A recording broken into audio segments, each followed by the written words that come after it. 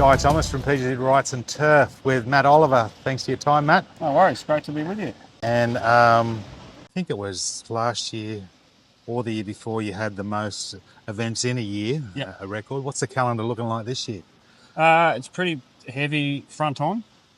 So from the start of March through to the end of May, we don't get a rest at all. So all three codes operating with 4 different tenant clubs in that time frame. The back end of April, we start to drop off soccer, and then into the end of May, we lose club rugby. And then we've also got the international rugby, which goes right the way through until mid-July with British Lions coming here this year. So that's probably the one that we're really focusing on. Right.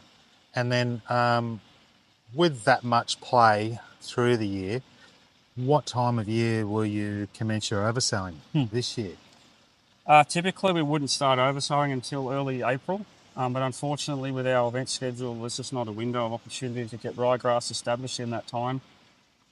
So we will actually look to go in mid-March this year to try and have a foothold before we start getting really worn. So we've got a triple header the last weekend in March, so we actually need to have some Ryegrass up to then.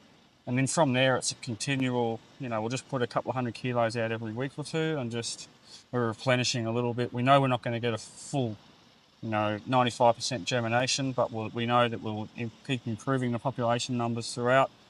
But we also need to be mindful that we don't want to smother the cooch too much because this is providing a really good base for us as well. Yeah, having a balanced poly stand is really important. Yeah. And you had some good success early on last year with Soprano. What did you think of it in the early stages with its seedling vigour? It was certainly up quicker than any ryegrass I've had the experience with before.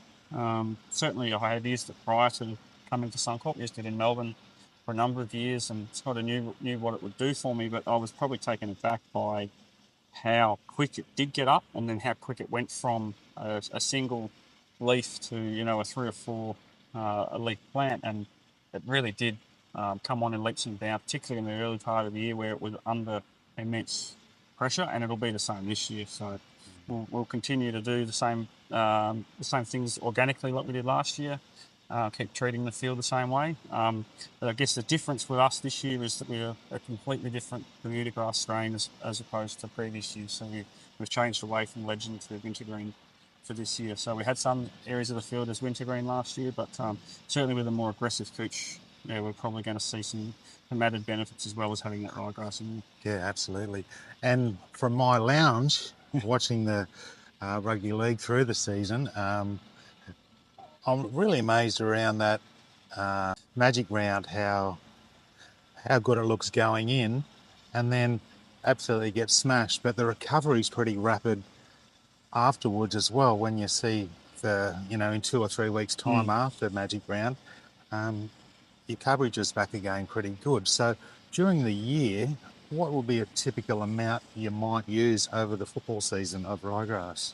In total, we don't talk in kilos, we're probably talking tonnes. So yeah, we would be upwards of 3 to 4 tonne throughout the year.